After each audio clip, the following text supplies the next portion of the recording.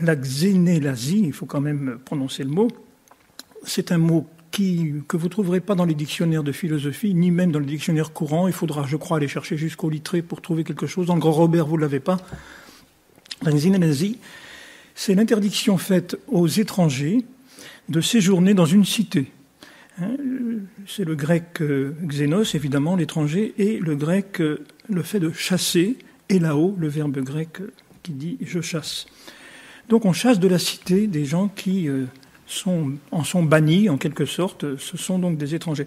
Alors l'expression existe encore aujourd'hui, je vais faire un peu le savant, parce que dans le droit international public, elle a un sens très très précis pour désigner des civils qui se trouvent pris au mauvais moment, au mauvais endroit, quand une guerre éclate.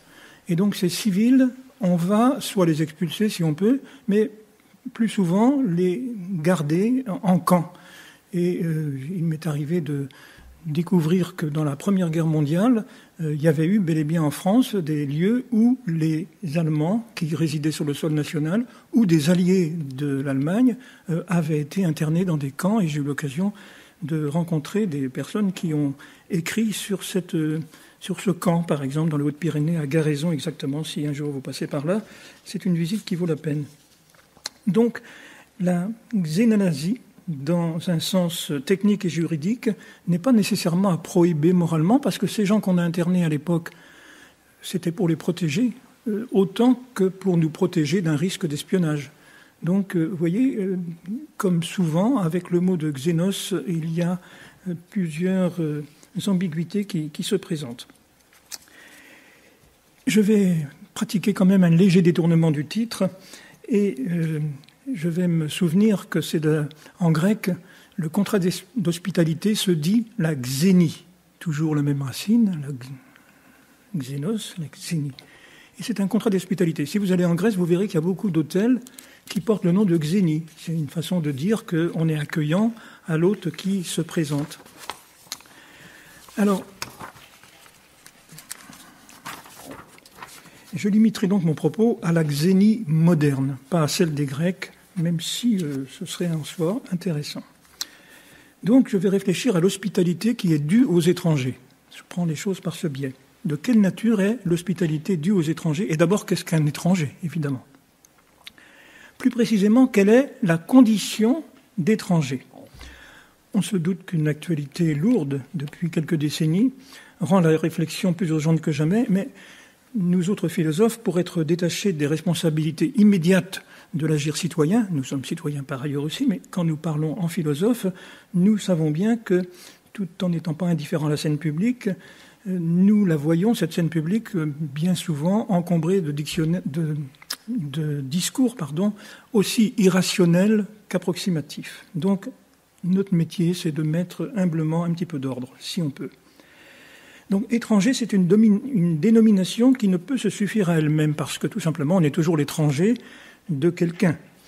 On est toujours l'étranger d'un autre pays. Si on parle des étrangers, c'est en les distinguant, évidemment, des membres d'une communauté déterminée. On est membre d'une communauté par différence, parfois même par opposition, avec ceux qui n'en font point partie. C'est l'évidence. Et donc la distinction étranger-membre, eux et nous, n'offre aucune symétrie entre les deux termes dans la mesure où l'étranger n'est défini que négativement par rapport aux membres d'une nation déterminée qui, lui, est censé être défini positivement. Même si nous ne savons pas qui nous sommes, si notre identité est fuyante, nous savons que nous sommes chez nous quand nous appartenons à la population constitutive d'un État situé à l'intérieur de frontières géographiques clairement tracées. Territoire, population, État, c'est le ternaire constitutif de l'appartenance à une communauté nationale. Nous, les membres de l'État-nation, je mets ça entre guillemets évidemment, eux, ceux qui, tout en vivant éventuellement à l'intérieur de cette État-nation, n'en sont pas membres. Et c'est précisément sur la condition de l'étranger à l'intérieur des frontières d'un État dont il n'est pas membre, c'est-à-dire un ressortissant, que doit se concentrer la réflexion. Alors le paradoxe qu'il convient d'interroger se présente de la façon suivante. Si d'un côté, chaque population liée à un État et à un territoire définit ses ressortissants par différenciation avec les étrangers. D'un autre côté, chaque membre de la famille humaine peut se considérer comme chez lui sur la Terre. En ce dernier sens, nul n'est un étranger sur la planète, sinon les hypothétiques martiens. Et puisque la Terre ne se présente pas comme un ensemble étatique unifié, mais comme un éclatement en communautés d'appartenance différentes, si on peut être à la fois l'étranger d'une communauté historique et politique déterminée, on n'est jamais étranger à l'humanité. Plus précisément, si chaque homme est membre, par exemple, d'un État-nation, voire de 2 ou 3, on peut avoir la double ou la triple nationalité, et donc étranger à tous les autres, n'étant pas étranger à la Terre, quel est son statut quand il vit sur les territoires occupés par une communauté dont il n'est pas membre? Et c'est ici qu'on va retrouver la xénia des Grecs, le contrat d'hospitalité par lequel tout homme qui n'est pas d'ici est chez lui partout sur la terre. Qui dit hospitalité dit à la fois accueillant et accueilli, comme l'indique le double sens du mot hôte. Vous savez, l'hôte, c'est celui qui reçoit, mais aussi celui qui est reçu. Et même avant d'être un étranger, le xénos est même un hôte. C'est un fait lexical absolument remarquable que le même terme serve à désigner l'hôte et l'étranger.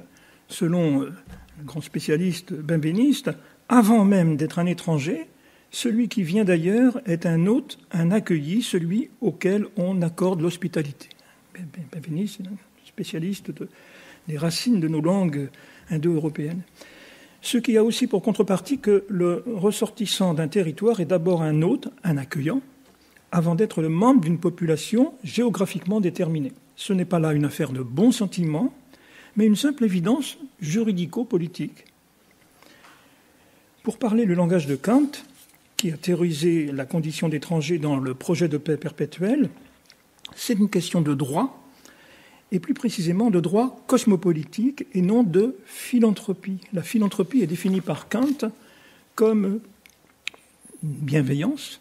Elle n'est pas écartée, bien sûr, mais elle doit s'appuyer, c'est très exactement ce qu'il explique dans ce texte sur lequel je vais prendre appui, projet de paix perpétuel, elle doit s'appuyer d'abord sur le respect des droits de l'homme, comme il le dit.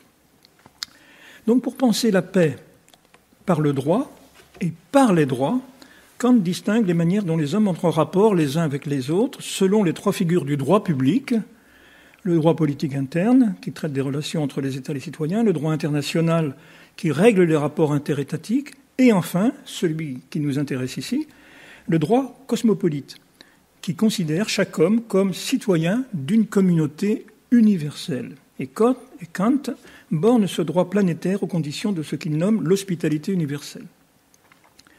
Je m'appuie sur Kant parce que je considère qu'il est toujours extraordinairement moderne.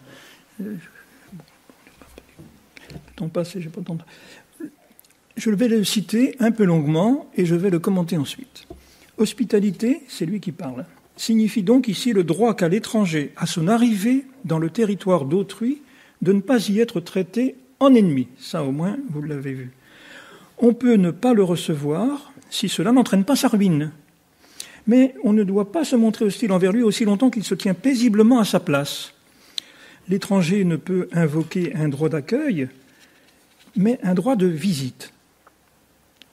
Le droit qu'a tout homme de se proposer comme membre de la société en vertu du droit de commune possession de la surface de la terre sur laquelle, en tant que sphériques, ils ne peuvent se disperser à l'infini. La terre est limitée. Il faut donc qu'ils se supportent les uns côté des autres, personne n'ayant originairement le droit de se trouver à un endroit de la terre plutôt qu'à un autre. Donc il y a un droit cosmopolitique d'être partout sur la terre.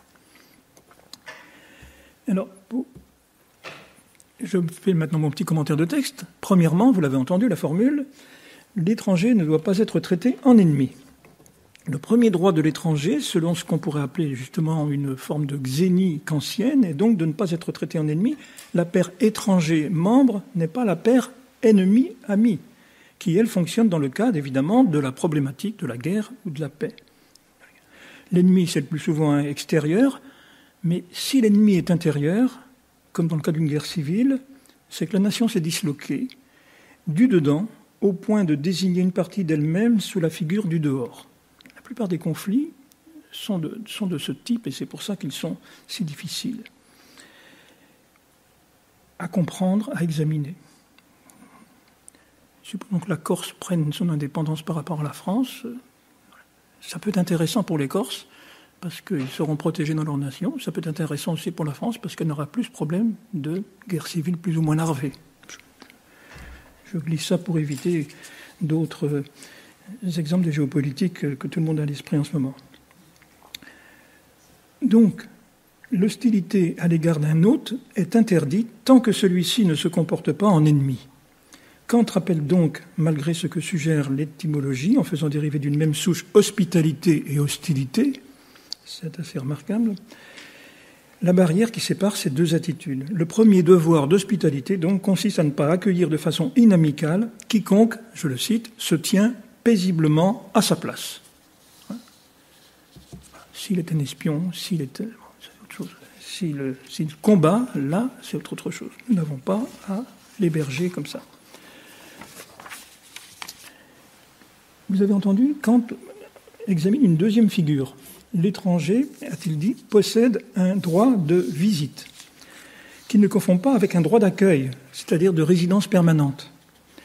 D'où vient ce droit de visite exprimé par le concept d'hospitalité universelle ? Il procède, je le cite donc, vous l'avez entendu tout à l'heure, du droit de commune possession de la surface de la Terre, et c'est en raison des limites de la surface terrestre, partageable en droit par tous les hommes, que chacun, dès lors qu'il arrive avec des intentions pacifiques en n'importe quel endroit du globe, peut proposer sa compagnie à la société. Il est concevable pour l'étranger visiteur d'utiliser pour un commerce possible le droit à la surface qui appartient en commun à l'espèce humaine. C'est Kant qui parle ainsi.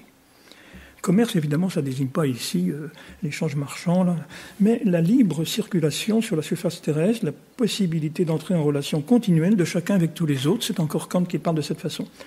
Ce qui laisse espérer non pas un État mondial des peuples, ce que Kant refusait absolument aussi bien dans un autre registre que Hannah Arendt, par exemple, ce serait une monarchie universelle qui serait forcément tyrannique, mais il a pensé à un État universel de l'humanité et des individus qui la composent, et c'est ainsi que le droit cosmopolitique contribuera, je cite encore Kant, à la réunion possible de tous les peuples par rapport à certaines lois universelles de leur commerce possible. C'est la raison pour laquelle la Société des Nations, avant l'ONU, avait été fondée. Et Woodrow, le président américain qui était à l'origine de cette Société des Nations, avait sur sa table de chevet le livre de Kant dont je parle en ce moment, le projet de paix perpétuelle. En termes contemporains, ce droit de visite libre concerne le touriste aussi bien que le résident. Sans devenir citoyen, le visiteur jouit des facilités de la liberté de circuler, de commercer, il partage certains biens sociaux de base, la sécurité, les soins médicaux, voire l'éducation. Ce visiteur, ainsi qu'on peut l'appeler donc, est invité à entrer en conversation avec les hôtes du pays d'accueil, ce qui exige un travail de traduction.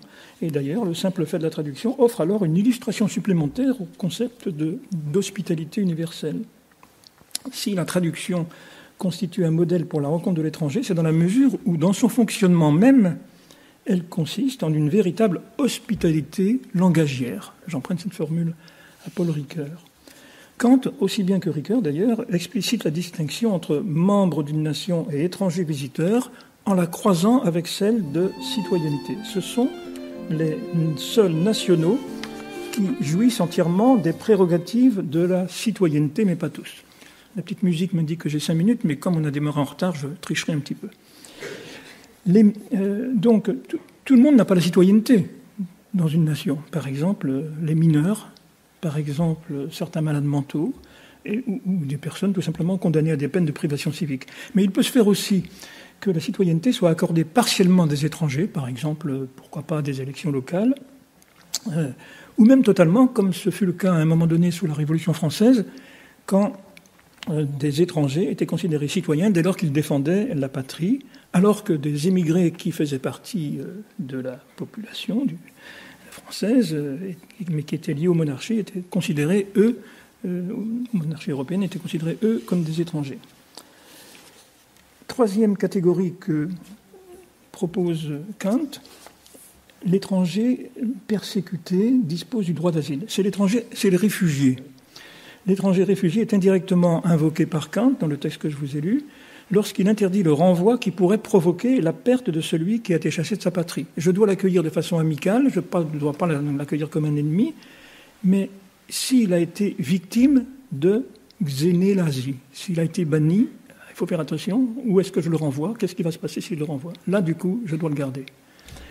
Le droit d'asile, connu des civilisations très anciennes, bibliques aussi bien qu'helléniques, est le droit de protection dû aux populations et aux individus persécutés. L'article 14 de la Déclaration universelle des droits de l'homme du 10 décembre 1948 proclame, je cite, « Devant la persécution, toute personne a le droit de chercher asile et bénéficier de l'asile en d'autres pays. » Mais ce droit ne correspond pas, c'est une difficulté que je n'ai pas le temps d'examiner, ne correspond pas à un devoir des États qui obligerait, lesquels d'ailleurs, à accorder l'asile.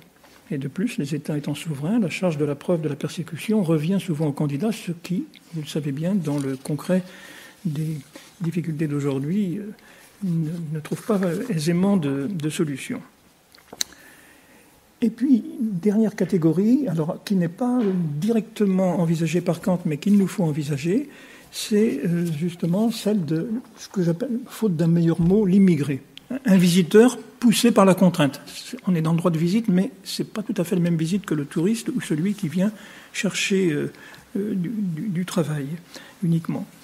Donc entre le visiteur étranger de plein gré et le réfugié, fort différent de ceux-ci, se présente cette tierce catégorie de travailleurs que j'appelle immigrés. C'est la figure ordinaire de l'étranger, celle qui nourrit l'imaginaire et la représentation commune. Qu'est-ce qu'un immigré? Donc ce n'est ni un visiteur libre, ni un demandeur d'asile, c'est néanmoins un visiteur, mais un visiteur forcé, poussé par la nécessité économique et invité à effectuer des tâches que, la plupart du temps, les nationaux désertent, plus ou moins. S'il ne fuit pas la persécution, il fuit la misère, le plus souvent. Et c'est donc sur la catégorie des travailleurs immigrés que se concentrent aujourd'hui, on le sait bien, les réflexes largement fantasmés de rejet, d'inhospitalité de la part des membres de l'État-nation. Désigné dans la langue française comme un travailleur immigré, avec la connotation d'invasion que véhicule parfois cette notion, il est appelé hôte dans d'autres langues, en anglais ou en allemand, ce qui lui confère davantage, sans doute, un statut d'étranger visiteur bénéficiant d'hospitalité, mais laquelle est aussi implicitement une hospitalité forcément temporaire. Sans doute, la situation contemporaine n'est pas celle que connaissait Kant, et on sait trop bien que l'immigré n'est pas toujours le bienvenu sur le sol national, surtout chez les clandestins et sans-papiers. Du sentiment de la différence, on passe rapidement à celui de la peur, qui engendre l'exclusion et le rejet. C'est pourtant le droit d'hospitalité universelle, là encore, qui doit servir de boussole pour adapter les législations nationales et modifier les mentalités. Dans le temps additionnel qui m'est donc octroyé, comme on dit au football, eh bien, je vous propose en conclusion de dire que on peut être fidèle à la tradition de souveraineté des États que Kant n'a jamais nié, et il n'accorde pas, on n'a pas à accorder nécessairement, automatiquement, un droit de résidence permanente et a fortiori de naturalisation à qui le demande. Par contre, le droit cosmopolitique, lui, qui est borné à l'hospitalité universelle et le droit de visite, n'est pas assimilable non plus à un devoir d'accueil. Peut-être que je fais trembler certains en disant cela, mais je crois qu'on peut le dire et même qu'on doit le dire. On n'entrera pas ici dans le débat pourtant crucial sur la question de la régularisation des immigrés clandestins. Je me borne à cette affirmation. S'il appartient bien aux États de conserver leur souveraineté tout en maintenant énergiquement les règles du droit d'hospitalité universelle, c'est aux citoyens de convertir leur regard sur l'étranger. La première exigence sera d'en revenir au précepte biblique qui demande à chacun de se représenter quelle est la place de l'étranger et reconnaître que chacun est toujours l'étranger d'un autre.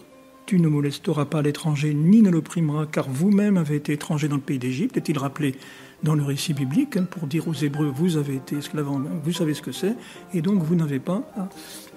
Deuxième exigence, ouverte par la première, c'est d'examiner lucidement la condition vécue de l'étranger immigré. Il est d'abord un émigré, une personne coupée de ses racines, mal vue de son pays quand il veut y revenir et mal vue dans le pays où il essaie de s'implanter. C'est donc pas évident. L'idéal proposé par Kant de faire de l'hospitalité une notion juridique et pas seulement philanthropique, ou pour le dire autrement, une notion politique et pas seulement morale, passe certainement par une modification en profondeur de nos peurs et de nos réflexes, et en cela, la morale peut aider à la politique.